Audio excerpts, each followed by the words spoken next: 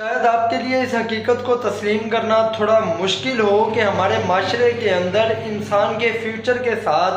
سب سے زیادہ ظلم گھر والے اور پھر اس سے بھی زیادہ ظلم ہمارے تعلیمی ادارے کرتے ہیں، جہاں اگر کوئی ایک بچہ جو نہیں پڑھنا چاہتا، جو کوئی اسکل سیکھنا چاہتا ہے، جو کوئی ہنر سیکھنا چاہتا ہے یا کوئی اور فن یا کوئی اور کام کرنا چاہتا ہے تو اسے دھکیل کے آپ جائیں، آپ تعلیم حاصل کریں۔ بھائی ایک بندہ نہیں پڑھنا چاہتا، ہو آر یو کہ آپ اس کی انٹینشنز کے خلاف جا کے اس سے فیصلہ کروا رہے ہیں، وہ کام کروا کے اپنی مرضی کے ریزلٹس لینا چاہ رہے ہیں جو وہ کرنا ہی نہیں چاہتا۔ اس کے بعد آ جاتے ہیں تعلیمی ادارے جو کبھی سچ نہیں بولتے کہ یار آپ کا بچہ نہیں پڑھنا چاہتا، یہ نہیں پڑھے گا، یہ نہیں پڑھ سکتا۔ ہزاروں میں سے کوئی ایک استاد ایسا ہوتا ہے جو کوئی مخلصانہ مشورہ دیتا ہے کہ یہ آپ کا بچہ نہیں پڑھ سکتا، اس کو نہ پڑھائیں، یہ جو کرنا چاہتا ہے اس سے وہ کروائیں۔ تعلیمی ادارے کہتے ہیں آپ بچے کو پڑھائیں، تعلیم دیں، اور یہ تمام چیزیں ایٹ دی اینڈ وہ بچہ ناکارہ ہو کے رہ جاتا ہے۔ تعلیمی اداروں میں سالانہ طور پہ ہزاروں بچے تعلیم حاصل کر کے نکلتے ہیں۔